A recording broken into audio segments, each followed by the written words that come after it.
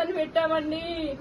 అన్నిట్లలో స్వేచ్ఛగా ఉండాలని చెప్పేసి ఆమె ఏది అంటే అణిగి మనిగి ఉండకూడదు, స్వేచ్ఛగా ఫ్రీగా ఆమె ఆ పేరు పెట్టినందుకు చాలా సంతోషిస్తుండే. 40 సంవత్సరాలు నా బిడ్డకి 40 సంవత్సరాలు తను మా దగ్గర పెరగలేదు. మేము పుట్టగానే మా కోడలు మా ఆడబిడ్డ దగ్గర 4 నెలల నుంచి తను అక్కడనే మేమిద్దరం ఉద్యమంలో ఉండేవాళ్ళము. తను ఇక్కడ మా కోడలు 4 నెలల నుంచి తనని పెంచింది. తానే తల్లి. మేము ఆమెకు ఏమి చేయలేదండి. ఎప్పుడు నన్ను అట్లెందుకు పెట్టిర్రు మీరని మమ్మల్ని ఎప్పుడు ప్రశ్నించలేదండి. మమ్మల్ని ఎప్పుడు కూడా తిట్టలేదు. చిన్నప్పటి నుంచి పెద్ద పెద్ద పుస్తకాలు మాలపల్లి 7 తరాలు అమ్మ నవల 7వ తరగతిలోనే పెద్ద పెద్ద గ్రంథాలన్నీ ఇట్లా చదివేసి అది మేమే చదవలేము. ఎంత చదవరంటే చిన్న పసిపిల్ల నుంచి కూడా బాలమిత్ర చందమామలు ఈ బస్ ఎక్కి నుంచి అక్కడ దిగేసరికి చదివేస్తుండే.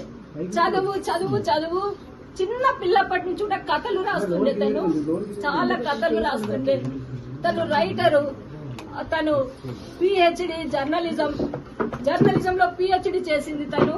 తను రచయిత, తను స్పీకరు, తను వ్యాసాలు రాసింది. తను సామాజిక సమస్యల మీద తను వ్యాసాలు రాసింది, కవితలు రాసింది, పోయమ్స్ రాసింది. తను ఎక్కడ యూనివర్సిటీలో తన సెమినార్ అంటే ఎంతమంది విద్యార్థులు ఆమెకు ఎంత అభిమానము. ఆమె స్పీచ్ అంటే చాలా మందికి అభిమానము. ఎక్కడ మీటింగ్లు అయినా ఎంత బాగా మాట్లాడుతుంది అనేది గొప్ప స్పీకర్ అండి.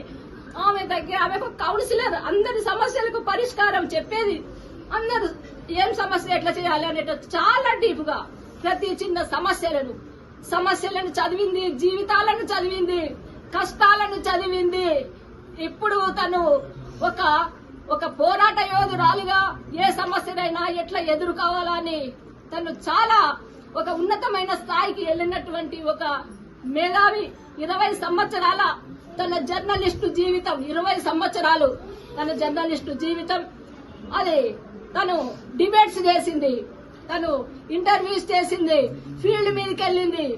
అసలు అన్నిట్లలో ఏదైనా గానీ ఆమె అణిగి మణిగి ఉండే మెంటాలిటీ కాదు. తను ఏదైనా ఛాలెంజింగ్ గా తీసుకుంటది.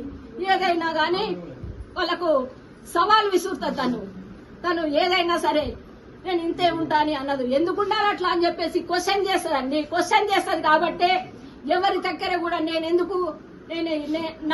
నా ఆలోచనలకు భిన్నంగా ఉన్న వాళ్ళతో నేను ఉండలేను. ఛానళ్లలో కూడా తను చాలా విమర్శలను ఎదుర్కొని అనేకమైన ఛానళ్లకు తను తిరిగి తను ఉద్యోగం చేస్తున్నది. ఇప్పుడు టీ న్యూస్ లో స్పెషల్ కరస్పాండెంట్ గా తను చేస్తున్నది. ఇప్పుడే హెచ్ఓడి, మొన్ననే హెచ్ఓడిగా కూడా ఇచ్చారు. Head of the department. చాలా వర్క్ ఉంటుంది. అందరికి షిఫ్ట్ వేయాలి. నాకు నిద్ర లేదమ్మా, అలసట బాగా అవుతున్నది, నాకు అలసిపోతున్నా, నీకు మెసేజ్ పెట్టడానికి ఫోన్లు చేయడానికి టైం లేదమ్మా అని చెప్పింది.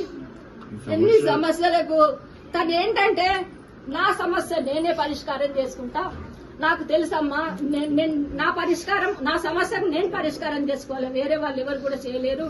అంత కాన్ఫిడెన్స్ ఉన్నటువంటి ఆమె ఏ పర్సనల్ సమస్యలైనా గానీ ఆమె అట్లనే డీల్ చేసుకుంటున్నది. ఎంతమందికో ఆమె ధైర్యం చెప్పింది. అలాంటి ఆమెను ఇట్లా కథ అసలు మేము పోయేసరికి శవం కనిపిస్తుందంటే నిజంగా చంపిపోయిండ్రేమో, చంపి ఇట్లా వేలాడదీసిండ్రేమో అన్నట్లు అక్కడ కనిపిస్తున్నది అన్నట్టు. చాలా అనుమానాస్పదంగా కనిపిస్తున్నది. ఎవరు నేరస్తులున్నారో మేము పోలీస్ స్టేషన్ లో కేసు పెట్టినాము. ఆ కేసు ప్రకారము వాళ్ళు ఫోన్లు తీసుకున్నారు. ఇన్వెస్టిగేషన్ చేసి ఆ నేరస్తునికి కఠిన శిక్ష విధించాలి. ఇంకా ఏ మహిళలు కూడా ఇలాంటి ఒక దానికి గురి కాకుండా ఉండేటట్టు మోసకారులు ఎట్లా మహిళలను ఏ రకంగా మోసం చేయవచ్చు అనేటటువంటి మోసకారులు కూడా ఈ సమాజంలో ఉన్నారు. అలాంటి అంటే ఆమె ఎంత ధైర్యం ఉన్నామే, ఆమె ఎంత అంటే నిజంగానే ఆమెను చంపి ఉరేసి ఇంకా ఏ డోర్ల నుంచి ఎన్ని రోజుల నుంచి ఏమి ప్లాన్ వేసుకొని ఏమి జరుగుతున్నాయో చాలా అనుమానాస్పదంగా అక్కడ కనిపించింది. అది అందుకోసం మీరు నేరస్తులను శిక్షించాలి, ఇన్వెస్టిగేషన్ వాళ్ళు చేసి తొందరగా నేరస్తులను శిక్షించాలని మేము కోరుకుంటున్నాం. చివరిగా మీతో ఎప్పుడు మాట్లాడారు? నిన్న మార్నింగ్ మాట్లాడిందండి.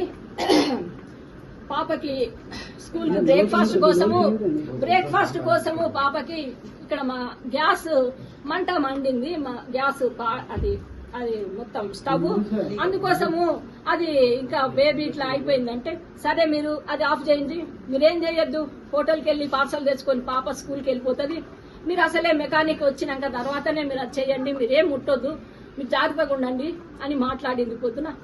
మళ్ళీ మధ్యాహ్నం మెకానిక్ వచ్చి చేసిపోయినాక నేను జిమ్ అక్కడ పార్క్ పోయేసి వచ్చినా ఇట్లా అయిపోయింది, బాగా అయిపోయింది బేబీ అని మెసేజ్ పెట్టినా ఓకే అని పెట్టింది అంతే. ఎందుకంటే తనకు అన్ని ఫోన్లు బిజీ ఉంటది, చదువుతుంది అని నేను ఊరికే డిస్టర్బ్ చేయను, ఫోన్లు చేసి మెసేజ్ మాత్రమే పెడతాను. తను పాప కూడా స్కూల్ కి పోయింది. స్కూల్ నుంచి మా హస్బెండ్ వాళ్ళ తాతయ్య తీసుకొచ్చిండు, స్టేషనరీ సామాన్ కొనిచ్చి. అప్పుడు కూడా అమ్మాయి స్కూల్కి వెళ్ళి వచ్చినాక అమ్మ నేను ఇక్కడికి వచ్చిన రామ్నగర్ అని కాల్ చేసింది. సరే తాతయ్య వచ్చిందంటే వచ్చిండు, నేను స్టేషనరీ తీసుకొని వస్తా అంటే సరే బేటా అని చెప్పింది. అదే అమ్మ రొట్టెలు ఎందుకమ్మా అంటే సరే రేపు మంచిగా మనం స్పెషల్ తెప్పించుకొని తిందాం బేటా అని కూడా తను చెప్పిందట. పాపతో 4 గంటలకి పాపతో కూడా ఫోన్ లో మాట్లాడింది. మేము అనుమానాలు ఏదున్నా అక్కడ పోలీస్ స్టేషన్ లో పెట్టామండి. దయచేసి మీరు పోలీస్ స్టేషన్ కి వెళ్ళి మేమేం పెట్టినామో అక్కడ మీరు చూసుకోండి దయచేసి.